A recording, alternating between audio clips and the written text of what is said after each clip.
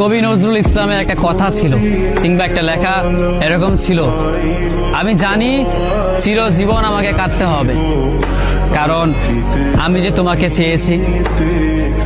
আসলেই আমি যে তাকে চেয়েছি এই জন্য আমাকে সারা জীবন কাটতে হবে, কারণ আমি তাকে কোনোদিন পাবো না, আর পাইনি বলেই আমার কান্না করতে হয়। তাকে আমি প্রচন্ড ভালোবাসি বলেই আমার কান্নাটা আসে, তাকে আমি আমার করে পাইনি বলেই আমার কষ্টটা হয়। কবি নজরুল ইসলামের লেখাটা খুব দারুণ ছিল।